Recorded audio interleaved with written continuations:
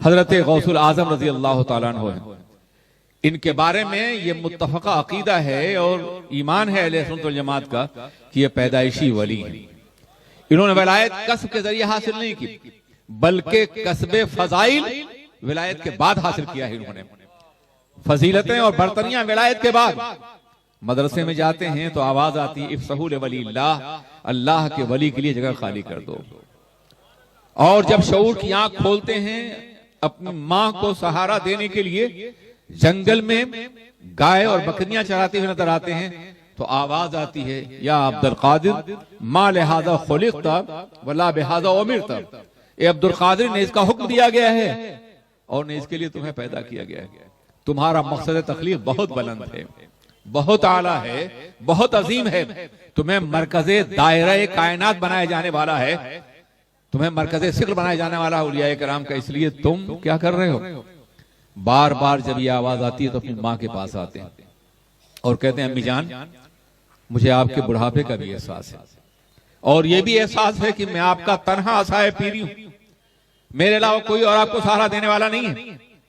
लेकिन मैं इस आवाज को क्या कहूं जो गैब से सुनाई देती है। मां, मुझे इजाजत दीजिए कि मैं बगदाद पढ़ने के लिए जाऊं। विलायत मिल चुकी है, लोग इस बात के मुतरिफ हैं। उस्ताद कहते हैं कि अब्दुल कादिर अल्फाज हम पढ़ाते हैं और अल्फाज की तजल्लियां तुम्हारी निगाहें हमारे दिलों में उतारती। ये उनके असातिज़ा का एतराफ है। इसके बावजूद कहते हैं हम तालीम हासिल करना चाहते हैं। पता ये चला कि विलायत मिलने के बाद भी तालीम की अहमियत उनके दिमाग में मौजूद थी। आज तालीम से बेनियाज, जहल में डूबे हुए, गबावत के शिकार, जुब्बा और दस्तार के पर्दे में जाहिल अपनी विलायतों का इकरार करते हुए नजर आते हैं और जाहिल मानते भी हैं। याद रखिए, कोई गैर आलिम न वली हो सकता है और न कुतुब और गौस हो सकता है और न कोई ऐसा मकाम तय कर सकता है जिस मकाम का ताल्लुक विलायत से है। अगर गौसुल आजम को हुक्म दिया गया है गैब से कि पढ़ो पहले, उसके बाद तुम्हारी इलायत का चर्चा होगा, उसके बाद तुम्हें गौसुल आजम कहा जाएगा, उसके बाद तुम्हारे कदमों को अपनी आंखों और सर पर रखा जाएगा, उसके बाद तुम्हारा ऐलान होगा कदमी हाजा रग़बत कुल्ल वली। उसके बाद दुनिया तुम्हारी अजमतों का एतराफ करेगी, मगर पहले इल्म हासिल करना होगा ताकि तुम्हारी पैदाइशी वली होने की बुनियाद पर दुनिया ये ऐलान न कर दे कि अब्दुल कादिर की तरह से हम भी पैदाइशी वली हैं। न हमें इल्म की जरूरत है, न तालीम की जरूरत है, न किसी और बात की जरूरत है। अजीजान मिल्लत इस्लामिया, माँ का दिल तो देखिए, माँ का जिगर तो देखिए। आज दीन की तालीम से हम कितने बेबहरा हैं। सिर्फ एक माँ का किरदार हम देख लें तो अल्लाह हमारा कोई बच्चा जाहिल न रहने पाए, दीन से बेगाना रहने पाए। बूढ़ी माँ है, शौहर नहीं है सर पर, अकेले बेटे हैं जनाब अब्दुल कादिर रज़ी अल्लाह तआला अन्हु, इजाजत चाहते हैं अम्मी मुझे तालीम की इजाजत दीजिए। और माँ इंतहाई कुशादा दिली के साथ कहती बेटे रसूल पाक के दीन के लिए मैं तुम्हें तालीम के हवाले कर रही हूं, जाओ, ये मेरी तुम्हारी पहली और आखिरी मुलाकात है, अब अल्लाह के घर ही मिलेंगे। अब मैदान महशर ही मुलाकात होगी। एक माँ के जिगर से पूछिए, हमारी बहनें और बेटियां सुने तो अभी महसूस करें कि क्या आलम रहा होगा एक माँ का जो अपने नौजवान बेटे को रवाना करते हुए ये कह रही हो कि आज के बाद फिर मैं तुम्हें नहीं देखूंगी। बेटे ने किस जिगर के साथ माँ को रुखसत किया होगा, माँ ने किन आंसुओं के साए में बेटे को रवाना किया होगा, मगर दीन की तालीम है, रसूलुल्लाह के निजाम की तालीम है, सरवर कायनात के मुकद्दस आईन की तालीम है, दुनिया को सरवर कायनात के मुकद्दस निजाम तरफ माइल करना है। इसलिए माँ ने दिल पे जबर के कहा बेटा जाओ खुदा के हवाले। अब तो हमारी और तुम्हारी मुलाकात मैदान महशर ही में होगी। अजीजान मिल्लत इस्लामिया, मगर एक बात है, खबरदार झूठ न बोलना। मैं ये सारी तमहीद इसलिए कर रहा हूं कि गुनाह तो बहुत से हैं, गलतियां तो बहुत सी हैं, जराइम तो बहुत से हैं, खुद कबाइर की बहुत बड़ी फहरिस्त है, मगर मां ने सिर्फ झूठ के लिए क्यों कहा झूठ न बोलना?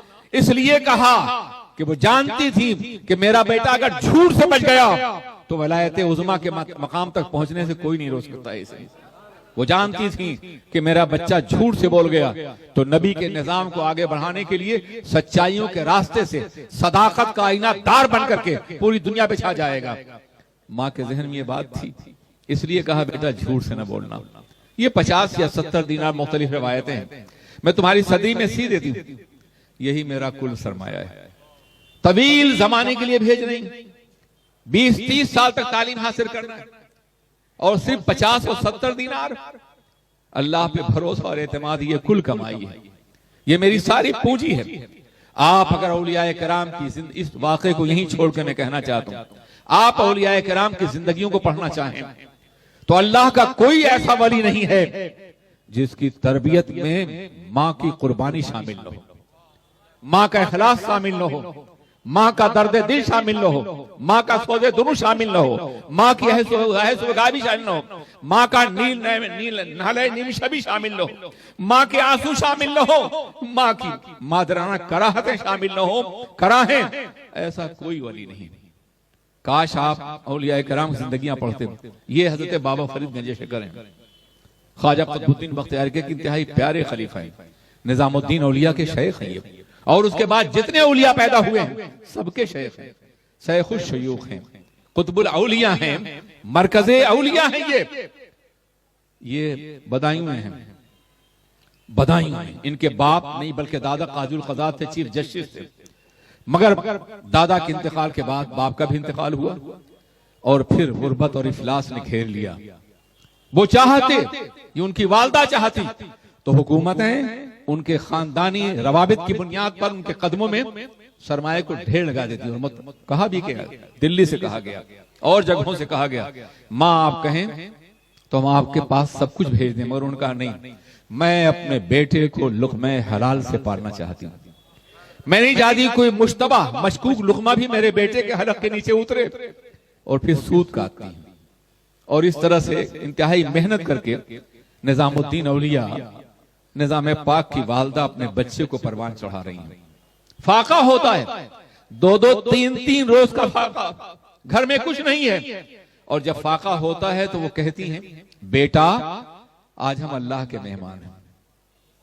और बेटी की तरबियत का ये आलम है बेटे की कि जब कभी फाका नहीं होता तो माँ से कहते थे अम्मी अब अल्लाह के मेहमान हम कब बनेंगे।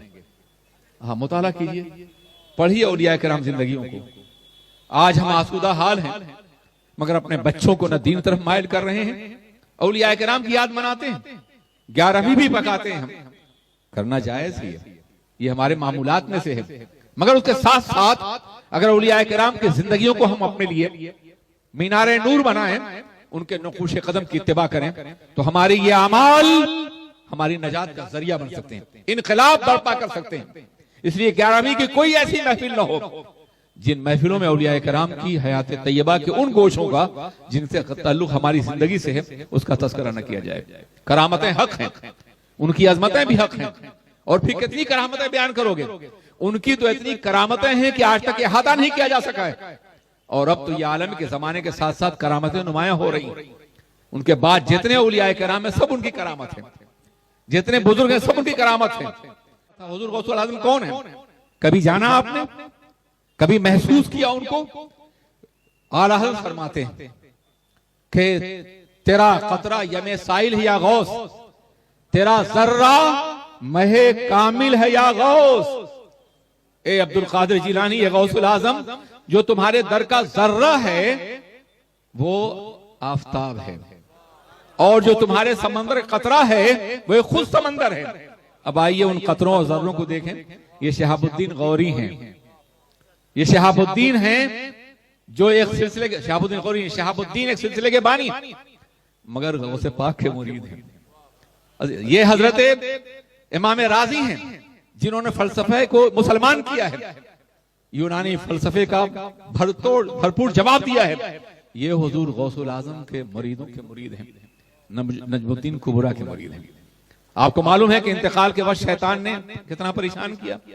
ये 100 दलीलों से खुदा का वजूद साबित करते थे, मगर इंतकाल के वक्त शैतान आया और सारी दलीलें तोड़ दी, पसीना आ गया मौत का। कहा अल्लाह अब क्या होगा, तो हजरत नजमुद्दीन कुबरा सामने आए, कह दो राजी मैं अपने खुदा को बगैर दलील मानता हूं। ये कहा और इंतकाल हो गया। जिस नजमुद्दीन कुबरा ने इमाम राजी को मौत के वक्त उनका ईमान बचाया है वो गौसुल आज़म के मुरीदों के मुरीद हैं।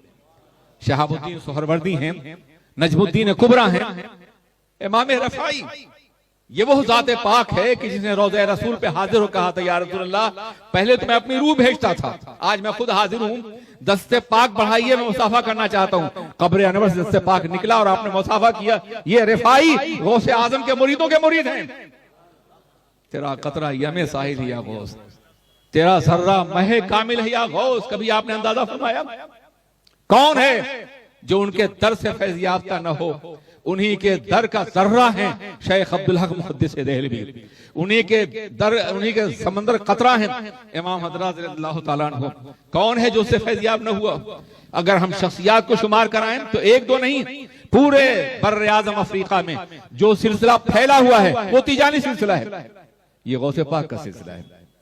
पूरे बर्र आज़म अफ्रीका में सिलसिला फैला हुआ है वो बदावी सिलसिला है, ये गौसे पाक के मुरीदों का सिलसिला है। आज स्पेन से लेकर के और अफ्रीका तक और वहां से हिंदुस्तान तक दुनिया के किसी बर्र आज़म में जाइए, गौसे पाक का सिलसिला आपको मिलेगा। इतनी बड़ी शख्सियत आपको कहीं और नजर नहीं आएगी। यह है गौसुल आज़म। इतनी अजमतों के बाद भी तालीम के लिए भेजा जा रहा है उन्हें। हाँ, तो मैं ये कह रहा था, हजरत निजामुद्दीन औलिया इस तरह पाला है उनकी माँ ने उन्हें, और जब आलिम हुए हैं तो माँ से कहा, अब्बा ये अम्मी ये रिवायत है कि जब कोई आलिम होता है तो उलमा की दावत करता है, हम कैसे करेंगे? माँ ने कहा, बेटा अपने उस्ताद से 6 महीने का मौका तलाश कर दो। 6 महीने में रात दिन सूद काटा उन्होंने, बाजार में बेचवाया उन्होंने। 6 महीने के बाद कहा, बेटा हमारे पास इतना है कि उलमा की आधी जमात की हम दावत कर सकते हैं। वो अपने उस्ताद के पास गए और कहा, आधे उलमा, कहा आधा मेरी तरफ से, और फिर उनकी दस्तारबंदी हुई। लेकिन जानते हो इसके बाद क्या हुआ? दर्जनों बादशाह दिल्ली में उनके बाद एक के बाद दीगरे आए, मोहम्मद तुगलक उनसे पहले, और हर बादशाह ने चाहा कि निजाम हमारे दरबार में आए, और जनाब निजाम ने ठोकर मारा, कभी किसी दरबार की बारगाह में नहीं गए। ये वो अजमतें थी कि ताजदार झुके हुए थे उनके कदमों में, इसलिए कि लुक़्मा हलाल से पाला गया था। बाबा फरीद गंज शकर रहमतुल्लाह ताला, ये जानते हैं कौन है? बाबा फरीद गंज शकर का नानिहाली सिलसिला महमूद गजनवी से, और दादी हाली सिलसिला सैयदना उमर फारूक से। एक तरफ से वो गजनवी हैं, एक तरफ से फारूकी हैं। वो आलम ये है कि महमूद गजनवी ने अपनी बहन की शादी एक फारूकी फकीर से करना चाहिए, तो उन्होंने कहा, हुजूर वो फकीर हैं और ये शहजादी उनकी कुटिया में कैसे रहेगी? कहा, वो कैसे भी रहे, मैं सिर्फ ये चाहता हूं कि मेरा रिश्ता फारूक आजम से कायम हो जाए। और उसके बाद रिश्ता भेजा गया। शेख ने कहा कि पहले अपनी बेटी से पूछ ले, बहन से पूछ ले कि वो रहेगी मेरे साथ। बहन भी तरबियत याफ्ता थी, कहा कि नहीं मैं रहूंगी, और शादी हो गई। उनसे जो नस्ल आगे चली है उसी नस्ल से हजरत बाबा फरीद गंज शकर रहमतुल्लाह ताला अलैह, ख्वाजा कुतुबुद्दीन बख्तियारी के इंतहाई सबसे अजीम और सबसे बुजुर्ग खलीफा, जिनके बाद 22 औलिया किराम वहां और पूरे मुल्क में, खा वो बंदा नवाज गेसू दराज हो या अलाउल हक पंडवी हो या हजरत मखदूम अशरफ जहां की सिमरानी हो, सब उन्हीं से फैज़ याफ्ता है। ख्वाजा कुतुबुद्दीन बख्तियारी का की निजाम भी और कुतुब भी। मेरे अजीज साथियों, जरा सोचो, इतनी मुश्किल से उन्हें पाला गया था, इतना अजीम मकाम। उनका भी आलम है कि बाप का उनके भी इंतकाल हो गया। मां इंतहाई इबादत गुजार हैं, और गजनवी खानदान के सरमायादारों ने बारहा कहा कि उनकी खिदमत करने उन्होंने इनकार कर दिया। नहीं, मैं अपने बच्चे को अपनी मेहनत के हलाल लुक़्मे से पालना चाहूंगी। जानते हो उसकी वजह क्या है? मेरे आका ने फरमाया कि जो एक लुक़्मा हराम खा लेगा 40 रोज तक उसकी दुआएं कबूल नहीं होंगी। जानते हो क्यों फरमाया? मेरा अपना ये ख्याल है, कोई तिब्बे रिसर्च कर सकता है कि 40 रोज तक क्यों लुक़्मा दवा खोलने, हो सकता है उस लुक़्मा हलाल से जो खून बनता हो, खून के जो सेल्स तैयार होते हो, वो 40 रोज तक जिंदा रहते हो, और जब तक वो खून गर्दिश कर रहा है लुक़्मा हराम से, उस वक्त तक कोई दुआ कबूल नहीं होगी। दुआएं करते हैं लोग, कबूल नहीं होती। न अपने लुक़्मा हराम को देखते हैं, न इबादत को देखते हैं, न सजदे को देखते हैं, न बंदगी को देखते हैं, और ये कहते हैं दुआ कबूल नहीं होगी। दुआ कैसे कबूल होगी? हराम खा के दुआ करोगे, बेनमाजी बन के दुआ करोगे, खुदा से बगावत करके दुआ करोगे, ऐसी दुआएं मुंह पे मारी तो जा सकती हैं मगर कबूल नहीं होती हैं। दुआओं की मकबूलियत चाहते हो तो हलाल का एहतराम करो और अपने पेशानी को खुदा की बारगाह में झुकाओ। मेरे अजीज साथियों, उन्होंने इनकार कर दिया, और फिर बड़ी मेहनत से पाला। दिन को काम और रात को इबादत। एक डाकू घुसा और उस अंदर गया तो अंधा हो गया। कहा खातून बूढ़ी रहती हैं, आसान है डाका डालना। अब वो तलाश कर रहा है, रास्ता नहीं पा रहा, दरवाजा नहीं मिल रहा है। समझ गया कि क्या हुआ है। कहा माँ मैं अंधा हो गया हूं, मैं गलत नियत से आया था, दुआ कीजिए बच जाऊं। तो उसी मसल्ले पे दुआ किया था बाबा फरीद की मुकद्दस माँ ने कि अल्लाह इसने तौबा कर लिया है, इसकी आंखें वापस कर दें। और फिर दूसरे रोज अपने पूरे खानदान को ला करके मुसलमान हो गया। ये थी बाबा फरीद की अजीम वालदा। बहुत वक्त नहीं है कि मैं बहुत तफसील से बताऊं। इस तरह पाला उन्होंने बाबा फरीद को, गंजे शक्कर रहमतुल्लाह ताला अलैह को, अजीजान मिल्लत इस्लामिया। फिर गौसुल आजम भी उसी सिलसिले के अजीम तरीन फर्द हैं, बहुत पहले के, जिन्हें हलाल लुक़मे से पाला गया था, जिन्हें इंतहाई अहम मकाम पर इजाजत दी गई थी तालीम हासिल करने की। और फिर आप तालीम हासिल करने के लिए बगदाद मुकद्दस तशरीफ ले गए। रास्ते में डाकुओं ने हमला किया, आपने बारहा सुना होगा, और पूछा कि तुम्हारे पास भी कुछ है? सबको लूट चुके थे। कहा हाँ 70 या 50 दिनार है। कहा तलाश किया, नहीं मिला। कहा हमसे मजाक करते हो, हम कातिल हैं, देख नहीं रहे हम क्या कर रहे हैं, मजाक कर रहे हो हमसे, कहां है तुम्हारे पास? तो सदरी खोल के दिखा दिया, देखो ये, अगर तुम चाहते तो बचा लेते। कहा नहीं, ये कैसे मुमकिन था। मेरी मां ने कहा था बेटे झूठ न बोलना। उस डाकू ने सोचा कि ये अपनी मां का एहतराम करता है और हम अपने अल्लाह की नाराजगी कर रहे हैं, कानून से बगावत कर रहे हैं। कदमों में झुक गया है नौजवान के कदमों में, तौबा की उसने, और उसके बाद पूरा माल लौटाया। फिर उसके बाद तरबियत हासिल की और औलिया किराम में उसको शामिल कर लिया गया। ये वो जात है जो चोरों को, डाकुओं को वलायत का मर्तबा अता फरमाती है। बगदाद मुकद्दस में दाखिल हुए और उसके बाद 40 दिनार तो बांट दिया आपने। फिर फाके पे फाका है, कभी दरियाए दजला की घास खा के जिंदगी गुजारते हैं, कभी कई कई रोज का फाका हो जाता है। ये आलम है। खुद फरमाते हैं कि एक रोज मस्जिद में एक साहब आए और उन्होंने दस्तरखान खोला और कबाब खा रहे थे। मुझसे कहा आ जाओ, मैंने इनकार कर दिया। दोबारा कहा, मैंने इनकार कर दिया, मगर भूख की शिद्दत थी। तीसरी बार कहा तो कहा अभी इनकार खिलाफे सुन्नत होगा। मैं बैठ गया। अभी मैंने लुकमा उठाया ही था कि उन्होंने पूछा, यहाँ एक नौजवान अब्दुल कादिर आए हैं गीलान से, क्या तुम उन्हें जानते हो? कहा वो मैं ही तो हूँ। कहा फिर ऐसा है कि तुम मेरे दस्तरखान में नहीं, मैं तुम्हारे दस्तरखान पर हूँ। मैं 1 हफ्ते से ताक कर रहा हूं, तुम्हारी मां ने 40 दिनार दिए, 50 दिनार दिए थे और आप नहीं मिले। मेरा अपना सरमाया खत्म हो गया, तो मैंने आपके 1 दिनार से ये कबाब और रोटी खरीदी है। अब आप मुझे इजाजत दीजिए कि मैं आपके दस्तरखान पे खा सकूं। पता ये चला कि गैरत का वो लुक़मा जो हलाल की बुनियाद पर है, उसके लिए गैब से खुद इंतजाम किया जाता है। अल्लाह अपने बागैरत अफराद की माली गैरत को भी हमेशा महफूज रखता है और बाज़ाब्ता उसका तहफ़्फ़ुज़ फरमाता है। और फिर एक वक्त ऐसा भी आया कि बगदाद फितनों का मरकज था, बुराइयों का मरकज था, गुनाहों का मरकज था। जब दौलत ज्यादा होती है तो गुनाह भी फैलते हैं। हुकूमत बगदाद की थी 3 बर्रे आज़म पर, यूरोप और एशिया और अफ्रीका के बहुत से ममालिक पर बगदाद से अहकामात नाफिज होते थे। जब बगदाद का ताजदार दिल्ली के ताजदार को हुक्म देता था तब वो ताज पहनता था। बाद में यही मकाम टर्की को मैसर आया। बगदाद पूरी दुनिया पे हुक्मरान था। ऐसे लोग दौलतमंद थे, दौलत की नहरें जारी थी, बुराइयां भी ज्यादा थी, हरम पालने का मिजाज था, लौंडियां और कनेजें थी उनके दरबार में, अय्याशियां फैली हुई हैं। उस दौर के जितने औलियाए कराम हैं उनकी तालीमात का जायजा लें तो सब गुर्बत और तवक्कुल अल्लाह पे तालीम देते हुए नजर आते हैं। सब सरमाए की मुखालफत करते हैं। जैसे कि सरमाया आम था, दौलत आम थी और ये बुराइयों की जड़ थी। और जब दौलत होती है तो एक दौलतमंद हक आसानी से कबूल नहीं करता। एक दौलतमंद दौलत के नशे में उलमा की बात ठुकराता है, सूफिया की बात ठुकराता है, औलिया की बात ठुकराता है, कुरान ठुकराता है और दीन को ठुकरा देता है। दौलत के नशे में वो कभी हक कबूल करने के लिए तैयार नहीं। और बगदाद दौलतमंदों का मरकज था। यही वजह है कि दुनिया के जितने फितने थे सब बगदाद में थे। 70 बातिल फिरके वहां मौजूद थे। मुर्जिया थे, जबरिया थे, कदरिया थे, मोतज़िला थे, खवारिज थे, नवाफिज थे, रवाफिज थे, ये सब बगदाद में थे।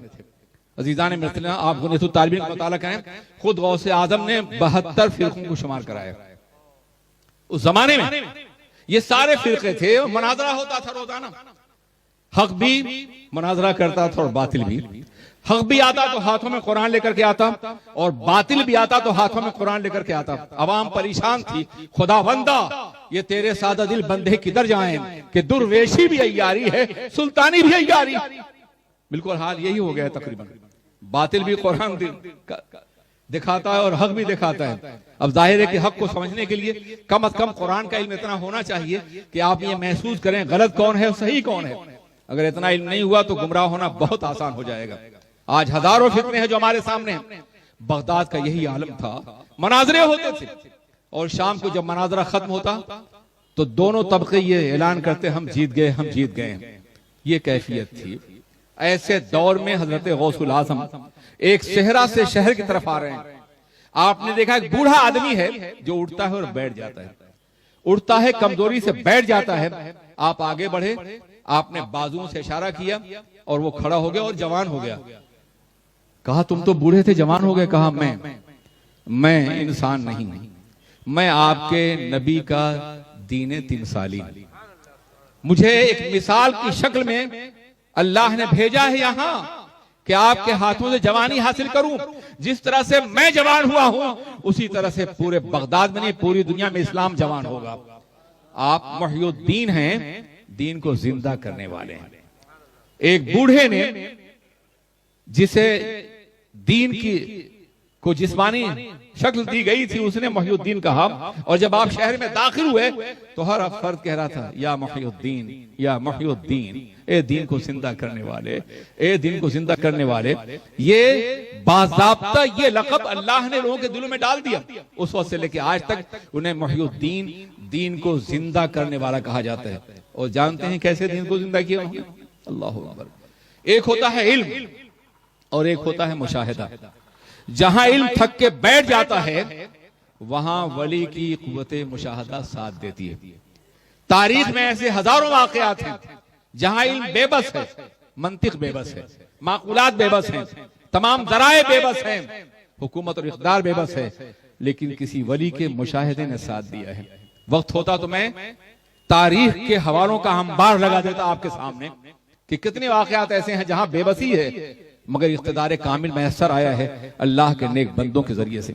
आप अंदाजा फरमाएं कि बगदाद तबाह हो चुका है और दरियाए दजला में खून बहता रहा है मुसलमानों का, किताबों की स्याही बहती रही है। एक मुसलमान ऐसा जो सर उठा सके। ऐसे दौर में हुजूर गौसुल आजम ने अपने एक मुरीद को जो खुरासान में थे ये ख्वाब दिखाया कि बगदाद आओ और तगोदार खां को जो हलाकू का पोता है उसे दीन की दावत दो। वहां से वो तशरीफ लाए। तगोदार खां के दारुल इमारत में गवर्नर हाउस में खड़े हो गए।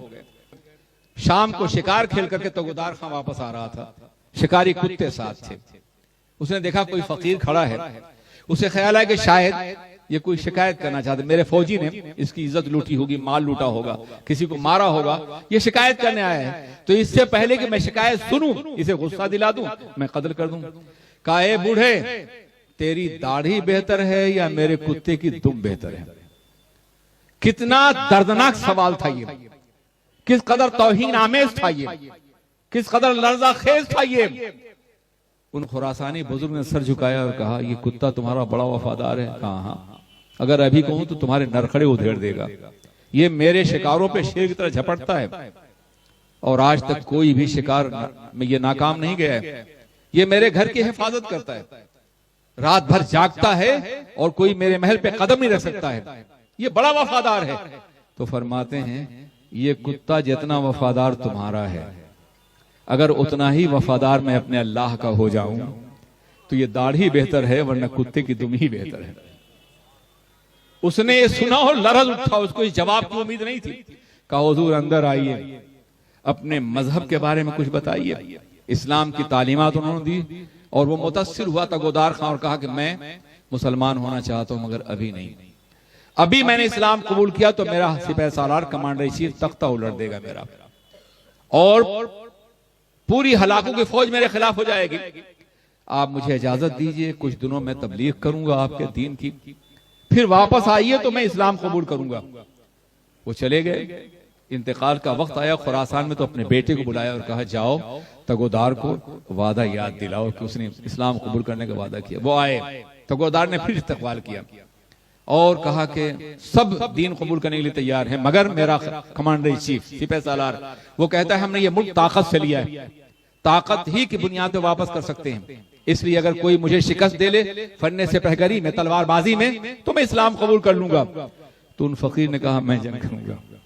कहा हुजूर आप ये दुबला पतला जिस्म, ये कमजोर सा वजूद, वो बड़ा खूंखार और खौफनाक है, आप उसके जर्ब की ताब नहीं ला सकते। कहा नहीं, ये जरबे मोमिन है, मुझे इजाजत दो।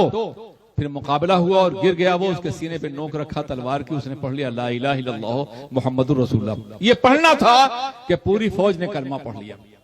डॉक्टर इकबाल ने कहा है ना, है आया फितने तातार के अफसाने से, है आया फितने तातार के अफसाने से, पासबा मिल गए काबे को सनम खाने से। इल्म थक गया था, ताकत बेबस हो गई थी, मगर अल्लाह के वली के मुशाहिदे ने और करामत ने बगदाद को दोबारा जिंदगी दी। और सिर्फ बगदाद को नहीं, उसके बाद खवानीन की तमाम ताकतें उसी के पैदावार हैं। उसी के बाद उज़्बेकिस्तान है, ताजिकिस्तान है, काज़ाकिस्तान है, समरकंद बुखारा की सरजमीन है, ये सब इस्लाम के दायरे में उसी के बाद आए हैं। हुजूर गौसुल आजम की करामत के बाद आए। मेरे अजीज साथियों, एक वाकया नहीं, हजारों वाकयात हैं इस तरह के।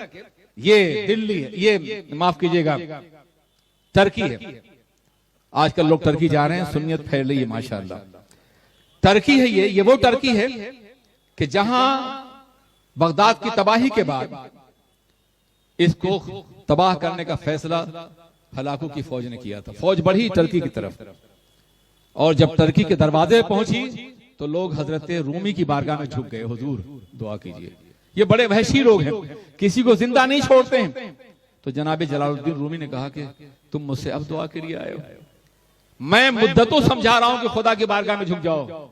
मुसीबतों को दूर करने के लिए इनाबत अल्लाह के अलावा कोई जरिया नहीं है। मैं भी आपसे कहता हूं खुदा की बारगाह में झुक जाइए। आज उम्मत मुस्लिम का जो पूरी दुनिया में हाल है, जो हिंदुस्तान में है, जो चीज आपको बचा सकती है वो सिर्फ अल्लाह की बारगाह में झुकना है, अल्लाह की बारगाह में सजदा करना है, उसके अलावा कोई नहीं है आपका, कोई नहीं है। औलिया कराम की तालीमात यही थी। उन्होंने कहा तिजनुस मैं कह रहा हूं झुक जाओ खुदा की बारगाह में, मगर तुम नहीं झुके हो, अब मुसीबत सहने के लिए तैयार हो जाओ। मैं क्या कर सकता हूं। फरीदुद्दीन अत्तार शहीद हो गए। फरीदुद्दीन अत्तार ये इमाम रूमी के उस्ताद थे और जब बच्चे थे तो जनाब फरीदुद्दीन अत्तार रज़ी अल्लाह ताला अन्हु ने इनको अपना पंदनामा दिया था पढ़ने के लिए। वो आज भी दरसगाहों में पढ़ाया जाता है। कहा कि मेरे उस्ताद शहीद हो गए 80 साल की उम्र में। हुआ ऐसा कि हमला किया खुरासान पर चंगेजियों ने, हलाकुओं ने, और उन्होंने कहा निकलो जंग करो, कोई नहीं निकला तो खुद ही तलवार लेके निकले। दो एक से हाथ पकड़ लिए गए और गुलाम होता था उस जमाने में, जो गिरफ्तार होता उसे कैदी बना के बेच देते थे। अब वो चल रहे हैं लंगड़ाते हुए, तो उन सबों ने कहा कि इस बुड्ढे को कहां ले जा रहे हो, तो लाइबिलिटी है हमारे लिए, इसे दो पूले घास के बदले में कहीं बेच दो। तो उनका नहीं बहुत बहुत बड़ा आदमी हूं, मुझे घास के बदले मत बेचो। उन्होंने शहीद कर दिया। फरीदुद्दीन अत्तार, कम लोग जानते इस बात को। हजरत रूमी रज़ी अल्लाह तआला ने कहा कि हमारे उस्ताद शहीद हो गए और तुम मुझसे दुआ की उम्मीद करने के लिए आए हो। तुम अपने अमाल और बदअमाली को तुमने नहीं देखा। ये तुम्हारा गुनाह था, तुम्हारी बुराई थी, तुम्हारी सरकशी थी कि आज चंगेजियों की फौज तुम्हारे दरवाजे पे दस्तक दे रही है। अगर तुम खुदा की बारगाह में झुकते तो ये चंगेजी अपने इलाके ही में महदूद होकर के रह जाते। कहा हुजूर जो भी हो, अब तो आपके अलावा कोई उम्मीद नहीं है। आप बाहर गए कौनिया से बाहर, जहां उनका मजार है, और एक पहाड़ी पर आपने एक हिसार खींचा। ये औलिया कराम जानते हैं हिसार की अहमियत को। और वहां आपने इबादत शुरू की। फौजी देख रहे थे। उसने हुक्म दिया कमांडर ने, तीर चलाओ, इसे शहीद कर दो, इस बुढ़े मुसलमान को। तीर आते रहे और हिसार के अंदर नहीं, बाहर गिरते रहे। कमांडर ने गुस्से में आके खुद चलाया तो तीर वापस आ गया, उसके सीने पे लगा। उसने चिल्ला कहा भागो यहां से, ये किसी जादूगर के हिसार में है। और इस तरह टर्की को बचा लिया जलालुद्दीन रूमी रहमतुल्लाह तआला ने। इसीलिए उनको आज मौलाना के नाम से याद करते हैं और आज भी टर्की में उनका बेपनाह एहतराम है जलालुद्दीन रूमी रहमतुल्लाह तआला का। अज़ीज़ाने मिल्लत इस्लामिया, आप आइए। यही चंगेज और हलाकू की फौज मुल्तान पहुंची और मुल्तान के एक बुजुर्ग ने के बारे पास लोग पहुंचे और कहा हुजूर बचाइए। वो सामने मैदान है, वहां फरोकश है, कल हमला करने वाले हैं। तो आपने एक तीर और कमान दी और कहा उनके पास सबसे बड़ा असला तोप है, तुम इससे तोप पे मारो। उनका हुजूर ये तीर और कमान तोप को क्या? कहा फिर ठीक है, मरने के लिए तैयार हो जाओ, मेरी बात नहीं सुन रहे हो। उन्होंने तोप पे चढ़ा, जाहिर है कि मरता क्या करता, मजबूरन उन्होंने कमान तोप पे मारी और तोप कई टुकड़ों में तब्दील हुई। उन्होंने समझा कि इनके पास कोई ऐसा असलहा भी है जो मेरी तोप को तोड़ सकता है। मुल्तान को छोड़ दिया, वापस चले गए। ये औलिया किराम की वो अज़मतें हैं जो आज भी तारीख का नाकाबिल तरदीद हिस्सा हैं। क्या आप भूल गए कि शहाबुद्दीन गौरी की शिकस्त के बाद ख्वाजा ही ने बुलाया था? क्या और मुल्क तुम्हारा इंतजार कर रहा है? तारीख में कितने ही लम्हात ऐसे आए हैं। बगदाद भी तारीख के तारीख दौर से गुजर चुका था। हुजूर गौसुल आजम का दौर, मैंने बताया, फितनों का दौर था, बदकिरदारियों का दौर था, गुनाहों का दौर था, और हर गुनाह बादशाह के दरबार में पलता था। जानते हो कि जितने फितने थे, जबरिया के फितने, कदरिया के फितने, इमाम हम्बल रज़ी अल्लाह ताला अन्हु अपनी पीठ पर कोड़े खा रहे हैं, और जो कुरान की तख्लीक के कायल हैं वो नेमतों पढ़ रहे हैं। बिल्कुल ऐसे ही जैसे मुजद्दिद हिसानी को कैद में डाल दिया गया है और जहांगीर के दरबार में पढ़ने वाले नेमतों से नवाजे जा रहे हैं। हर दौर में ऐसा होता रहा है कि फितने दरबारों में पलते हैं और हक कभी दरबार में नहीं जाता। जानते हो क्यों? इसलिए नहीं जाता है हक दरबार में कि दरबार की रियायत करनी पड़ेगी, झूठ बोलना पड़ेगा, बादशाहों का ख्याल रखना पड़ेगा, और हक कभी ये नहीं कहते। इसलिए हक हमेशा अपोजिशन में रहा है, हक कभी पावर में नहीं रहा है। खुलफाए राशिदीन के बाद हर दौर में हक ने वही काम किया है जो काम उलमाए हक का हमेशा रहा है। वो जख्मी भी होते रहे, कैदी भी होते रहे, मगर अल्लाह उन्हें हमेशा कामयाब करता रहा। अहमद इब्न हम्बल जिंदा हैं, अपने दौर का बादशाह मर गया है। मुजद्दिद जिंदा हैं, जहांगीर हमेशा के लिए फना हो गया है। अजीजान मिल्लत इस्लामिया, आज के दौर में गौसुल आजम के नुमाइंदा बर्रे सगीर में आला हजरत है। और ये मैं किसी मुबालगे की बुनियाद पर नहीं, अपने मुताले की उसात की बुनियाद पर जो अल्लाह ने मुझे तौफीक अता फरमाई, ये कह रहा हूं।